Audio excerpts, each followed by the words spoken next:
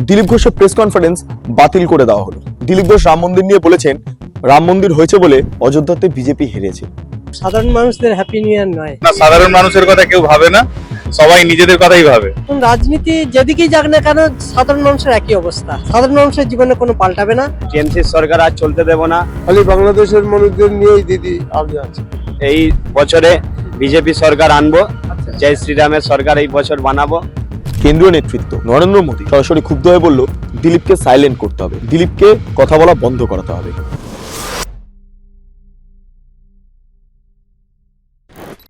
নমস্কার, আপনারা দেখছেন বেঙ্গল লিবার্টি, আমি বিট্টু রায়চৌধুরী। দিলীপ ঘোষকে নিয়ে নানা আলোচনা বিভিন্ন মহলে, বিশেষ করে বিজেপির অভ্যন্তরে তো আলোচনা চলছে, কিন্তু দিলীপ ঘোষ যে মন্তব্যগুলো করছেন সেগুলো কার নির্দেশে করছেন সেটা নিয়ে প্রশ্ন বিস্তর। হ্যাঁ, রাম মন্দির নিয়ে দিলীপ ঘোষ একটি মন্তব্য করেছেন, যে মন্তব্যকে কেন্দ্র করে কেন্দ্রীয় নেতৃত্ব বিভৎস খেপে গিয়েছেন। বিভৎস, সে আর বলার অপেক্ষা রাখে না। সেই কারণের জন্য খুব তাৎপর্যপূর্ণভাবে দিলীপ ঘোষের প্রেস কনফারেন্স বাতিল করে দেওয়া হলো। বুঝতে পারছেন, 3:30 সময় প্রেস কনফারেন্স বা মিডিয়ার সাথে ইন্টারাকশন ছিল, সেটাকে বাতিল করে দেওয়া হলো। কেন? দিলীপ ঘোষ রাম মন্দির নিয়ে বলেছেন, রাম মন্দির হয়েছে বলে অযোধ্যাতে বিজেপি হেরেছে, এই কোট আনকোট শব্দটা ব্যবহার করেছেন। এবং তারপরে কি হলো? তারপর মোহন ভাগবত, আরএসএস প্রধান, তিনি ক্ষুব্ধ হয়ে গেলেন, চলে গেল বিজেপির কেন্দ্রীয় দপ্তরে। সেখানে নরেন্দ্র মোদী গোটা বিষয়টা শুনলেন, পিএমও দপ্তর থেকে শুনে সরাসরি বলে দেওয়া হলো, না ঠিক না, একদম ঠিক না, যা বলেছেন দিলীপ ঘোষ সম্পূর্ণভাবে ভুল কথা বলেছেন এবং তার জন্য পার্টিকে ভুগতে হবে। এই অবস্থায় দাঁড়িয়ে দিলীপ ঘোষ কোণঠাসা হয়ে গেলেন আবারও। এবং কার নির্দেশে হলেন জানেন? সেটা হচ্ছে মমতা বন্দ্যোপাধ্যায়ের নির্দেশে। আপনি মনে থাকবেন আপনাদের যে মমতা বন্দ্যোপাধ্যায় কুম্ভকে, মহাকুম্ভকে মৃত্যু কুম্ভ বলে আখ্যা দিয়েছিলেন, এবং সেই রেশ এখনো পর্যন্ত কাটেনি। মমতা বন্দ্যোপাধ্যায় সেই ঘটনাকে সামনে রেখে হিন্দুদের কাছে বারবার কি বলবো, একটা নেতিবাচক জায়গায় পৌঁছে গিয়েছেন। এই হচ্ছে গোটা বিষয়। এবং ঠিক মমতা বন্দ্যোপাধ্যায়ের দূত হিসাবে যখন দিলীপ ঘোষ রাম মন্দির নিয়ে এই মন্তব্যটা করলেন, সেই সময় দাঁড়িয়ে আমরা কি দেখতে পেলাম? দিলীপ ঘোষ তাকে বিজেপি আস্তে করে সাইড লাইন করে দিল। হ্যাঁ, এবং কেন্দ্রীয় নেতৃত্ব থেকে বলা হলো, আপনি একটু কম কথা বলবেন, আপনি একটু কম কথা বলবেন এবং বুঝে শুনে কথা বলবেন। যেখানে সেখানে সমস্ত কথা কিছু মানে হয় না। আজকে দিলীপ ঘোষ 3:30 সময় সাংবাদিক বৈঠক করতেন, সাংবাদিকদের সঙ্গে ইন্টারাকশন করতেন, কিন্তু সেটা বাতিল হয়ে যাওয়ার পর যখন সাংবাদিকরা তাকে জিজ্ঞাসা করতে গিয়েছিল আপনি কিছু বলবেন কিনা, তখন বললেন সকালবেলা মর্নিং ওয়াকে যে কথা বলে দিয়েছি ওটাই ফাইনাল, এরপরে আর কোনো কথা বলবো না। মানে কি পরিমাণ একদম কটাক্ষের সম্মুখীন হয়েছেন দিলীপ ঘোষ, তার বলার অপেক্ষা রাখে না। একবার সরাসরি দিলীপ ঘোষ সাংবাদিক সম্মেলনে কি বলেছিলেন এই রাম মন্দিরকে কেন্দ্র করে, একবার শুনে নেব, তারপর বাকি আলোচনায় আসবো। যদি কোনো বড় মন্দিরের উদ্বোধনে মুখ্যমন্ত্রী আপনাকে আমন্ত্রণ করে, আপনি যাবেন? মঞ্চ শেয়ার করবেন? একটা মন্দির তৈরি হোক। আমি শুনলাম একটা দুর্গন্ধ মনে হচ্ছিল নিউ টাউনেতে, তার জন্য কয়েক একর জায়গা দেখা হয়েছিল। 6 মাস ধরে সেই জায়গাতে মাটি ফেলে তৈরি করা হলো, বিরাট বড় প্যান্ডেল হয়েছিল উদ্বোধনের জন্য। আমি রোজ ওখানে মর্নিং ওয়াক করতে যাই। তারপরে যেদিন মর্নিং ওয়াক, যেদিন উদ্বোধন হয়ে গেল, পরের দিন জিজ্ঞেস করলাম, ভাই এখানে তো হচ্ছে না, কি বলবো না অন্য জায়গায় হচ্ছে মন্দির। কি ব্যাপার না, সেই জমির উপরে কারো জায়গা অবৈধভাবে দখল করা হয়েছে, কারো পয়সা দেওয়া হয়নি, তারা কেস করেছে, স্টে এসে গেছে হাইকোর্টে, সেখানে হলো না। কিন্তু যখন জিত করবই, অন্য একটা জায়গায় করা হয়েছে, সে জানি না কমার্শিয়াল জমি কি ব্যাপার, সেখানে রাতারাতি মন্দিরের ভিত্তিপত্র স্থাপন হয়ে গেছে। আদৌ কি হবে, ওখানে হবে কিনা, খালি নির্বাচন অবধি হবে নাকি আর একজন মসজিদ তৈরি করছেন, একজন মন্দির তৈরি করছেন। তো পশ্চিমবাংলার মানুষ এইদিকে তাকাতে রাজি নয়। চাকরি নেই, ব্যবসা নেই, ইন্ডাস্ট্রি নেই, শিক্ষার অবস্থা খারাপ, স্বাস্থ্যের অবস্থা খারাপ, লোক সেই নিয়ে ব্যস্ত, তার জন্য অন্য রাজ্যে যেতে হচ্ছে। তো লোক ওটা জানতে চায়, মন্দির দেশের অভাব নেই বা মসজিদের দেশের অভাব নেই। প্রশ্ন ধরে আমি জিজ্ঞাসা করছি একটা আপনাকে, সেটা হচ্ছে যে মন্দিরের রাজনীতিতে তৃণমূল কেমন ভাবে ফিরেছে। আজকে প্রতিষ্ঠা দিবস, আজকে কাজল শেখ নানুরে তিনি উপহার পাচ্ছেন 2.5 কেজি ওজনের রূপোর তলোয়ার। আমরা দেখেছি যে আপনারা বিভিন্ন জায়গায় যখন যান, আপনাদের সঙ্গে বা বিভিন্ন কর্মসূচিতে আপনারা গদা, তলোয়ার এই সমস্ত উপহার পেতেন। এখন তৃণমূলের নেতারাও তারা 2.5 কেজি ওজনের রূপোর তলোয়ার উপহার পাচ্ছেন প্রতিষ্ঠা দিবসে। দেখুন, এই একটা পার্টি টিএমসি, সেটা পাখির মধ্যে পড়ে না পশুর মধ্যে পড়ে না জলচরের মধ্যে পড়ে কেউ জানে না। আদর্শ কি, নীতি কি, সংবিধান আছে কিনা সেটা কেউ জিজ্ঞাসা করে না, আর করার প্রয়োজনও মনে করে না। তো সেজন্য তারা পরিস্থিতি অনুযায়ী নিজেকে পাল্টে।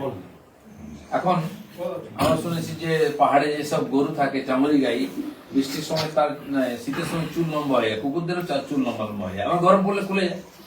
তো পরিস্থিতি অনুযায়ী এরা যেখানে ভোট জেতা যায় আবার ক্ষমতা দখল করা যাবে সেটুকুই করেন।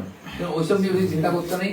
সোনার তলোয়ার, রূপোর তলোয়ার, এটা ওটা, মন্দির মসজিদ সবই সেট হয়ে যাবে এই পার্টিতে, কোনো অসম্ভব বলে কিছু। আপনারা শুনলেন দিলীপ ঘোষের বক্তব্য। ভাবতে পারছেন প্রাক্তন রাজ্য সভাপতি এই দিলীপ ঘোষ একসময় রাম মন্দির নিয়ে পুরো বিরাট চিৎকার করতেন, রাম মন্দির হবে ইত্যাদি ইত্যাদি, মন্দির হবে, সমস্ত কিছু কথা বলতেন। কিন্তু আজকের দিনে দাঁড়িয়ে ফাইজাবাদে বা রাম মন্দির যেখানে তৈরি হয়েছে সেইখানে বিজেপির পরাজয়টাকে কিভাবে দেখছেন? না, রাম মন্দিরটা তৈরি হয়েছে বলেই বিজেপির পরাজয় হয়েছে, এই শব্দটা তিনি কোটানকোট ব্যবহার করছেন। কোন জায়গায় দাঁড়িয়েছে তাহলে বিষয়টা ভাবুন। বারবার বলি না, দিদির দূত বা দিদির এজেন্সি বা সিক্রেট এজেন্ট হিসেবে, সিক্রেট মানে গোপন এজেন্ট হিসেবে দিলীপ ঘোষ ভয়ঙ্কর ভাবে কাজ করছে। আমরা সিক্রেট এজেন্ট যে শব্দটা রয়েছে না, বা গুপ্তচর, এই শব্দটাকে আমরা কোন কোন এজেন্সির ক্ষেত্রে ব্যবহার করতে পারি? আমরা এখন এই মুহূর্তে শিরোনামে স্বাভাবিকভাবে রয়েছে, আমরা দেখতে পারবো মোসাদ, র, আইএসআই, সিআইএ, ঠিক আছে। ঠিক একইভাবে যখন সোভিয়েত সময় ছিল তখন কেজিবির নাম বারবার উঠে আসতো আর বিভিন্ন জায়গায় চর থাকতো। কিন্তু এই মুহূর্তে মুখ্যমন্ত্রী একটা নির্দিষ্ট সংগঠন গড়ে তুললেন চর হিসাবে বিজেপির অভ্যন্তরে রাখার জন্য। সেই সংগঠনটার নাম খোদ দিলীপ ঘোষ গুপ্তচর মমতা বন্দ্যোপাধ্যায়, এবং এইটা কার্যত গোটা রাজ্যবাসী বুঝে গিয়েছেন। হ্যাঁ, সাধারণ মানুষ তারা অনেক বক্তব্য রাখলেন। আমার জার্নালিস্ট সিদ্ধার্থ সে সাধারণ মানুষের প্রতিক্রিয়া নিলেন। কি প্রতিক্রিয়া মিলল জানেন? সরাসরি শুনে নিন। কেমন বছর কাটলো প্রথম দিন যদি একটু বলেন? মোটামুটি ভালো কাটছে। ভালো কেটেছে। আচ্ছা, নতুন বছরে পশ্চিমবঙ্গ রাজনীতি নিয়ে কি বলবেন, কিরকম যেতে পারে একটা আন্দাজ? আপনি সাধারণ মানুষ, এখানে আমরা কি করবো বলুন, আমরা তো সাধারণ মানুষ, এখানে আমাদের কিছু তেমন বলার নেই, বুঝতে পারছেন তো? বুঝতে পেরেছি। বেশি সাধারণ মানুষ হয়ে আমরা যদি কিছু বলতে যাই, যেখানেই যাব আমরা এই বিপদে পড়বো, কেননা সাধারণ মানুষের কথা কেউ ভাবে না, সবাই নিজেদের কথাই ভাবে। অতএব সাধারণ মানুষকে সাধারণ থাকাটাই ভালো আমার মতে বলে। বেশ, তা আমি বেশি তর্ক বিতর্কে যাবো না, একটা নামে যাবো, এটা হচ্ছে দিলীপ ঘোষ। হঠাৎ তার সক্রিয়ভাবে দলে প্রত্যাবর্তন, এটা কেমন করে দেখছেন? দেখুন, যে যেরকম চিন্তা ভাবনা করবে তার চিন্তা ভাবনা পরবর্তীকালে চেঞ্জও হতে পারে। এবার সেটা তার ব্যক্তিগত ব্যাপার, সে কিভাবে কাজটা করবে তার ব্যক্তিগত ব্যাপার, তো কতটা কি করবে সেটা ভবিষ্যৎই বলবে। তা কেমন লাগে ওনাকে? হ্যাঁ, মানুষ হিসেবে তো ভালো। আচ্ছা, তিনি নিজেকে দল থেকে না সাইডলাইন করে নিয়েছিলেন, হঠাৎ আবার তার এই যে দলে ফেরা, মুখ্যমন্ত্রীর সাথে সাক্ষাৎ করেছিলেন, কোন রকম ভাবে কি মমতা বন্দ্যোপাধ্যায় চর হয়ে কাজ করছেন? কি বলবেন? না, সেটা দেখুন, আমি তো সাধারণ মানুষ, আমি কি করে বলবো। মোটামুটি এটুকু বলতে পারি, হয়তো উনি বুঝতে পেরেছেন কাজ করতে পারবেন, এর জন্যই আসছেন। তা ওনার এই যে সক্রিয়ভাবে ফেরাতে কি কি মনে হচ্ছে, পরিবর্তন আসবে? সেটা আমি কি করে বলবো, হয়তো হতে পারে। ঠিক আছে, চান না? হ্যাঁ, সবসময় একটা কিছু ভালো হলে তো ভালোই হয়, কেননা সবসময় একঘেয়েমি ব্যাপার হয়ে যায়। যদি ভালোর জন্য ভালো কিছু হয় তো করা উচিত। বেশ, আপনার নামটা কোথা থেকে আসছে? আমার নাম সুদীপ্ত দাস, আমি কোলাঘাট থেকে আসছি। Thank you. পরে কি হ্যাপি নিউ ইয়ার আপনাকে। আপনার নতুন বছরে কিরকম কাটলো প্রথম দিন, একটু বলে। কাটলো বলতে যেরকম কাটে সেরকমই কেটেছে, মানে নতুনত্ব কিছু নেই, যেরকম চলছে সেরকমই চলবে। শুধু এইটুকুই যে এবারে ঠান্ডাটা বেশি পড়েছে। তা এই ক্ষেত্রে আমার একটা প্রশ্ন, যে নতুন বছর পশ্চিমবঙ্গ রাজনীতিতে কিরকম কাটতে পারে? এইটাই আমি কি প্রশ্ন করবো না। রাজনীতির ব্যাপারে আমি কিছু জানি না। আচ্ছা, রাজনীতির ব্যাপারে আমাকে কিচ্ছু প্রশ্ন করবেন না, আমি রাজনীতি জানিও না, করিও না। আচ্ছা, রাজনীতি নিয়ে কিছু বলবো না, একটা লোকের নাম নেমে আপনাকে একটু জিজ্ঞাসা করবো, দিলীপ ঘোষ।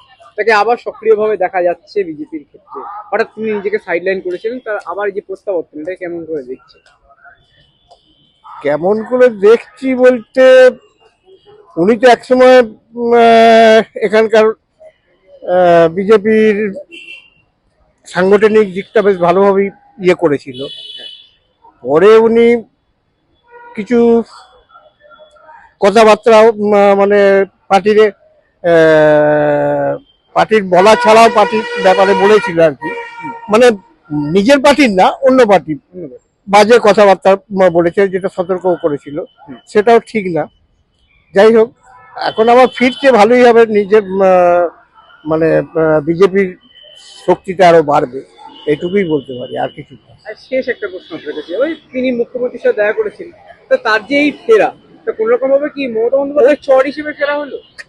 এটা বলা ভুল, ওনাকে হয়তো ডাকা হয়েছে সেই জন্য গেছে, তার জন্য এটা বিজেপির লোকেরা যদি বলে বা বিজেপির নেতারা যদি বলে যে এটা ফেরা মানে অন্য পার্টিতে, সেটা ভুল হবে। আমার মনে হয় দিলীপ ঘোষ এটা করবে। তা কেমন লাগে আপনার একটু বলেন। খারাপ না। খারাপ লাগে না? বেশ, আপনার নাম? অশোক দাস। কোথা থেকে আসছে? আমি থাকি Bowbazar. Thank you. Happy new year. গতকালকে প্রথম দিন ছিল, কেমন কাটলো যদি একটু বলে। দেখুন, হ্যাপি বলতে কাদের বোঝায়? হ্যাপি বলতে একটা শ্রেণীর মানুষদের বোঝায় যাদের পয়সা আছে, আচ্ছা, কিন্তু সাধারণ মানুষদের হ্যাপি নিউ ইয়ার নয়। হ্যাঁ, তারা যারা খাওয়ার জায়গা নেই, চাকরির জায়গা নেই, হ্যাঁ, শিক্ষা নেই, স্বাস্থ্য নেই, হ্যাপি কি করে হবে? হ্যাঁ, একমাত্র রাষ্ট্র ব্যবস্থা যদি পাল্টায়, যদি অন্য সমাজ ব্যবস্থা আসে, তাহলেই একমাত্র হ্যাপি হতে পারে, এছাড়া কোনোদিন হ্যাপি হবে না। বেশ। তা 26 তো চলে এলো, পশ্চিমবঙ্গের রাজনীতি কোন দিকে যেতে পারে যদি একটু বলেন আপনার আন্দাজ। এখন রাজনীতি যেদিকেই যাক না কেন, সাধারণ মানুষের একই অবস্থা। আচ্ছা, সাধারণ মানুষের জীবনে কোনো পাল্টাবে না। তবে যদি এছাড়া অন্য কেউ পরিবর্তে আসে, তাহলে কিন্তু আরো অবস্থা খারাপ হবে।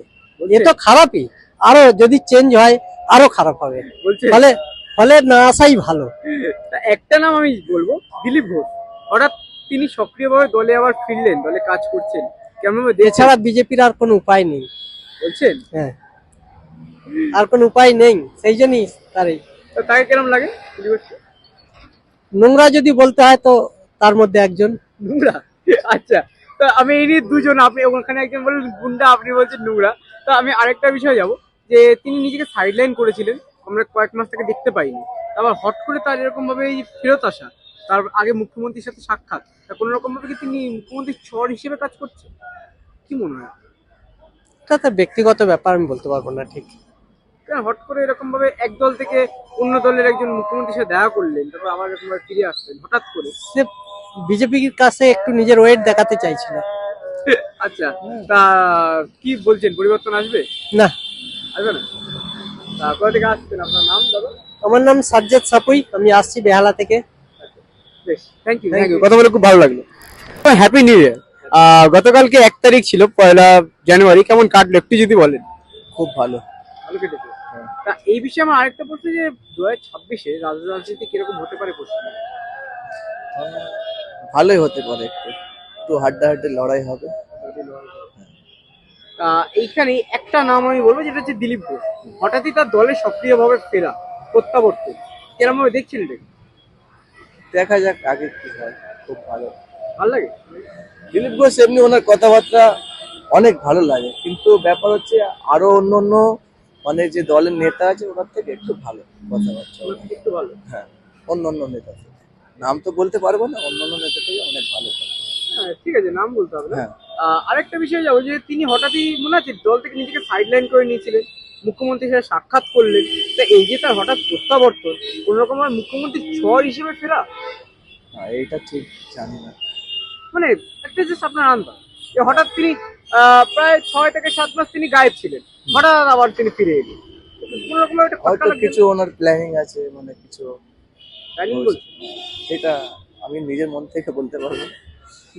তা আপনার কি মনে হয়, ওনার যে সক্রিয়ভাবে কাজ করছেন, পরিবর্তন আসবে? দেখা যাক, এমনি তো উনি খুব ভালো লোক, দেখা যাক কি হবে। বেশ, আপনার নাম? আমার নাম এমডি সাদাত। কোথা থেকে আসছেন? আমার হাওড়ায় বাড়ি। Thank you. তোমাকে হ্যাপি নিউ ইয়ার। তো কিরকম ভাবে প্রথম দিন কাটলো যদি একটু বলো। আমাদের দিন ভালোই কেটেছে, ঠান্ডাতে বেশ দোকানদারি भी ভালোই হয়েছে, ভালোই কেটেছে, কোনো অসুবিধা নেই। তা এই এই জায়গাতে আমার আরেকটা প্রশ্ন, যে 2026-এ পশ্চিমবঙ্গের রাজনীতি কিরকম হতে পারে, এটা সাধারণ মানুষ? সাধারণ মানুষ আমার কাছে কত কি, পশ্চিমবাংলায় তৃণমূল সরকার চলে যাওয়াই আমার পক্ষে ভালো আমি মনে করি। কারণ বাংলাদেশিদের যেভাবে দিদি সাপোর্ট করছে, এদেশের মানুষরা কি খালি বাংলাদেশের মানুষদের নিয়েই দিদি আগে আছে, এই জন্যই আমার পছন্দ হয় না। পছন্দ হয় না? না। তা এই বিষয়ে আমি একটা নাম বলবো, দিলীপ ঘোষ। তাকে আবার সক্রিয়ভাবে আমরা দেখতে পাচ্ছি বিজেপির মানে সর্বশ্রেষ্ঠ কাজগুলোর ক্ষেত্রে। তা এই দিলীপ ঘোষের যে আবার যে ফেরা, কেমন ভাবে দেখছে এটাকে, প্রত্যাবর্তনটা কেমন ভাবে দেখছে? দিলীপ ঘোষের কথা নিয়ে আমি বলতে পারবো না, না ওর ব্যাপার নিয়ে আমি যত মাথা ঘামাই। কেমন লাগে ওনাকে, কেমন লাগে? উনি লোকটা একেবারে যে ভালো, আবার একেবারে যে খুব খারাপও বলা যায় না। আচ্ছা, তা আরেকটা শেষ প্রশ্ন আমি করবো, যে তার মুখ্যমন্ত্রীর সাথে দেখা হয়েছিল, সাক্ষাৎ হয়েছিল, তারপর হঠাৎই আবার বিজেপিতে সক্রিয়ভাবে ফেরা, তা এই যে প্রত্যাবর্তন নাকি কোনো রকম ভাবে চর হিসেবে কাজ করে বলা যেতে পারে? না, আমার মতে বিজেপিতে আসছে ঠিকই আছে। আচ্ছা, হ্যাঁ, ঠিক আছে। কেন ঠিক আছে একটু বলুন। ও তৃণমূলে গেলে কি হবে, তৃণমূলে গেলে ওর ওর যেটুকুনি নাম আছে ওটুকুনুকু থাকবে, এটাই আর কি আমি জানি। আপনার নাম? আমার নাম বৈদ্যনাথ দাস, কোথা থেকে আসছেন? রানাঘাট। Thank you. বলে যে 2026 তো চলেই এলো, পশ্চিমবঙ্গের রাজনীতি কিরকম, কোন দিকে যেতে পারে? রাজনীতি যা পজিশন তো আপনার টিএমসি এমনি সবই ঠিক ছিল, টিএমসির মানে কারণেই আজ বিজেপি এসে যাচ্ছে। আচ্ছা, এই পজিশন। একটা নাম আমি বলবো, সেটা হচ্ছে দিলীপ ঘোষ। হঠাৎই তাকে দলে আমরা সক্রিয়ভাবে দেখতে পাচ্ছি, তার প্রত্যাবর্তন হলো, কেরকম ভাবে দেখছে? দিলীপ ঘোষ লোক তো খুব ভালোই লোক, দিলীপ ঘোষ লোক হিসেবে ঠিক আছে, কেমন লাগে ওনাকে? ভালো ভালো লাগে। ভালো। তা হঠাৎ তাকে এরকম ভাবে আমরা দেখতে পেলাম সক্রিয়ভাবে, তার আগে তিনি দল থেকে বলতে গেলে সাইডলাইন হয়েছিলেন, মুখ্যমন্ত্রীর সাথে সাক্ষাৎ করলেন, কোন রকম ভাবে কি তিনি মুখ্যমন্ত্রী? দিলীপ ঘোষ লোক হিসেবে ঠিক আছে, খুব ভালো, যেটা বলে পরিষ্কার বলে দেয়, বুঝলেন। এবার দেখা যাক কি হয় এখন 26-এ। তা তার এই যে সক্রিয়তায় কি মনে হচ্ছে পরিবর্তন আসবে আসার তো উচিত। নাকি মমতা বন্দ্যোপাধ্যায় চর হয় তিনি? বলা যায় না, মমতা বন্দ্যোপাধ্যায় থাকতে পারে, সেটা বলা যাবে না এখন। বলা যাবে না। তা আপনার নাম দাদা? আমার নাম রিন্টু, কোথা থেকে আসছেন? আমি হাওড়া সিট। Happy new year. বছর কিরকম কাটছে যদি একটু বল। বছরে কিরম কাটছে, মোটামুটি কালকে ভালোই কেটেছে। এই আজকে ফার্স্ট পিক করলাম, একটা ফিল্ম মেরে আসলাম, এখন দাঁড়িয়ে আছি, একটু রেস্ট নিয়ে নিই। আমার একটু শরীরটা খারাপ বলে সেই জন্য একটু দাঁড়িয়ে করলাম, যে পরে টিক ধরবো। পশ্চিমবঙ্গের যে রাজ্য রাজনীতি নতুন বছরে কিরকম রূপ নিতে পারে যদি একটু বলে। দেখুন, আমি তো রাজনীতি নিয়ে অত আলোচনা করি না, ভোট দেওয়ার সময় ভোট দিতে হয় সেটা দিই। বেশ, আমার এইখানে একটাই প্রশ্ন আপনার কাছে, যে দিলীপ ঘোষ যিনি বিজেপি থেকে নিজেকে সাইডলাইন করেছিলেন, হঠাৎ তার সক্রিয়ভাবে প্রত্যাবর্তন আমরা দেখতে পেলাম, তো এটা নিয়ে কি বলবো? দিলীপ ঘোষ গুন্ডামি রাজনীতি করে, উনি গুন্ডা, যা ইউটিউব এইটা সেটা দেখছি, উনি গুন্ডামির মতনই ব্যবহার। ঠিক আছে, কিছু লোকের কাছে এত ভালো থাকেই লোক, আবার কিছু লোকের কাছে খারাপ। যেমন আমার কাছে ওনার মানে ক্যাটাগরি ভালো লাগে না, ওনার হালচাল হাঁটা চলন ভালো লাগে না, না একদম ভালো লাগে। তা একটা বিষয় আমি জিজ্ঞাসা করবো, শেষ বিষয়, যে তিনি মুখ্যমন্ত্রীর সাথে দেখা করেছিলেন, তা কোন রকম ভাবে এই যে বিজেপিতে আবার সক্রিয়তা, এটা কি মানে মুখ্যমন্ত্রীর চর হিসেবে কাজ করা বলা হতে পারে কোন রকম ভাবে? আমার তো মনে হয় সেটা থাকছে না, মনে হচ্ছে না সেটা। দিলীপ ঘোষ যেখানে ভোটে দ্বারা জিতে যায়, উনি ওনার ইয়েটা ভালো, এই হচ্ছে কথা, ওইটা মনে হচ্ছে না। আপনার নাম? আমার নাম শঙ্কর রায়। কোথা থেকে আসছেন? আমার বাড়ি হচ্ছে Jamunanagar. Thank you. Happy new year. নতুন বছর কিরকম কাটছে বলো? ভালোই কাটছে। প্রথম দিন গেল। হ্যাঁ, প্রথম দিন আমরা এই সব মনে নিয়ে নিচ্ছি, এই বছরে বিজেপি সরকার আনবো, জয় শ্রীরামের সরকার এই বছর বানাবো, আর এই তোলাবাজি গুলো আমরা সাইড করে দেব। টিএমসি সরকার আর চলতে দেব না। কেন, ওই যে কি দিদির উনি কি লাগে নামটা জানি না, ওনার নাম জানি না, উনি ওনার ছেলের মতনই আছে। তো উনি বললো কি এই আমাদের কলকাতাতে ওই যে এই ঠাকুর নিয়ে হচ্ছে সেইগুলো হবে না। তো ওর পরের দিনই আমাদের দিদি কোন একটা দুর্গা ঠাকুরের কোন একটা মন্দির বানিয়েছে, হ্যাঁ দুর্গা মন্দির বানিয়েছে। তো ওনার ছেলে ওনার পার্টির লোক বলছে আমরা কখনো ঠাকুর নিয়ে পলিটিক্স করি না। ওর পরের দিনই তারা দেখিয়ে দিল কি ঠাকুর নিয়ে কারা পলিটিক্স করছে। এই আমরা বলতে চাই, আমরা আর কোনো পার্টিকে সাপোর্ট করতে চাই না। বিজেপি সরকার এলে আমাদের কলকাতা বাঁচবে না, কলকাতাতে বিজেপি সরকার এইবার এলে আমাদের এইখানে যা বাংলাদেশে হচ্ছে সেটা আমাদের এইবার কলকাতায় হবে। আমার আরেকটা প্রশ্ন এই জায়গাতে, যে 2026-এ পশ্চিমবঙ্গ রাজনীতি কিরকম, কোন দিকে যেতে পারে যদি বলো? আমার যা লাগছে এইবার সব একটাই রঙে যাবে, যে গামছাই পরে আছি সেই রঙেই সব ঢেলে যাবে। বাঙালিরা ব্যাস খারাপ না করুক, বাঙালিরা একজোট হয়ে গেলে আমরা এইবার সরকার হয়ে যাবে আমাদের। বাট কেন যে বিজেপিকে তো মুসলিমরা ভোট দেবে না এই বছর, যা মনে হচ্ছে আমাদের। কেন মুসলিম ভোট গুলো সব অন্য একটা পার্টি করছে, সেইটা যে বাবরি মসজিদ বানাচ্ছে সেই পার্টিতে চলে যাবে মুসলিমদের ভোট। আমরা এই বাঙালিরা আমাদের সাপোর্ট করলে আমরা বিজেপি সরকার বানাবো।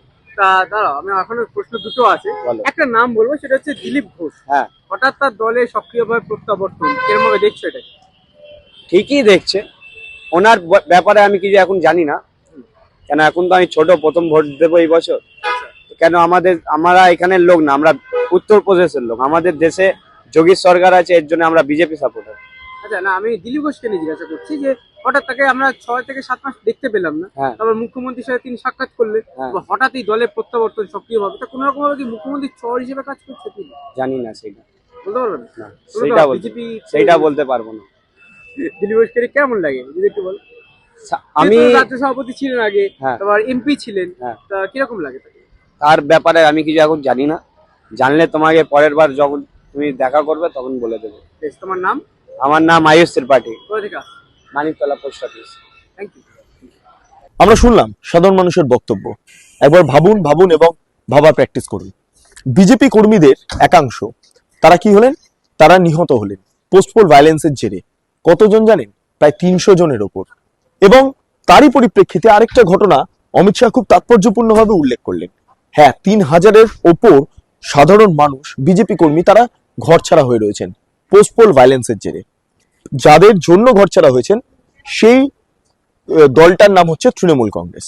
এবার ভাবুন, এই তৃণমূল কংগ্রেসের সুপ্রিমোকে রাজ্যের মুখ্যমন্ত্রী মমতা বন্দ্যোপাধ্যায়। যখন দীঘাতে জগন্নাথ কালচারাল সেন্টার তৈরি হচ্ছে বা উদ্বোধন হচ্ছে, সেই সময় দিলীপ ঘোষ সুরসুর করে চলে গেলেন, নবদম্পতি একদম সুরসুর করে চলে গেলেন একদম দীঘার জগন্নাথ কালচারাল ধামে, কালচারাল সেন্টারে। ধাম বলাটা ভুল হবে, কারণ ভারতবর্ষে এই মুহূর্তে 4টে ধাম রয়েছে, ওটা কোনো মতেই ধাম নয়। তাও এটাকে ধাম হিসেবে স্বীকৃতি দেওয়া হচ্ছে, কোনো নির্দিষ্ট রাজনৈতিক স্বার্থেই অবশ্য রয়েছে। যাই হোক, সেই আলোচনায় বা সেই বিতর্কে পরে আসবো। দিলীপ ঘোষ চলে গেলেন, সেখানে মমতা বন্দ্যোপাধ্যায়ের সঙ্গে বেশ খোশ মেজাজে কথা বললেন, গল্প করলেন। কাকে কাকে দেখা গেল?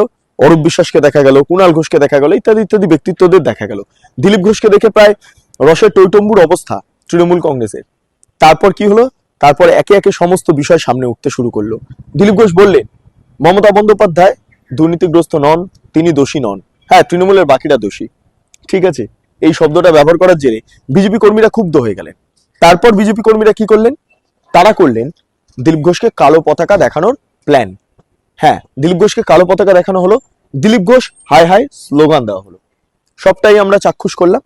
দিলীপ ঘোষ সেটাকে দেখছেন, যারা তৃণমূলীরা বিজেপিতে যোগদান করেছেন তাদের তৃণমূলী কালচার এখনো পর্যন্ত যায়নি, সেই কারণের জন্য পার্টির সমস্ত বিষয়টা তারা বুঝতে পারছেন না। তাই দিলীপ ঘোষকে দেখে তারা হাই হাই স্লোগান বা কালো পতাকা দেখিয়েছেন। এটা হচ্ছে দিলীপ ঘোষের যুক্তি। যাই হোক, আপনার পরিবারের সদস্যকে কোনো ব্যক্তি যদি খুন করেন, এটা হওয়া কাম্য নয়, কিন্তু তাও বলছি একটা রাজনৈতিক উদাহরণের জন্য, যদি খুন করেন, আপনি সেই পরিবারের সদস্য হয়ে কি সংশ্লিষ্ট আততায়ের বাড়িতে যাবেন, খোশ মেজাজে গল্প করবেন? আপনার গায়ে লাগবে না?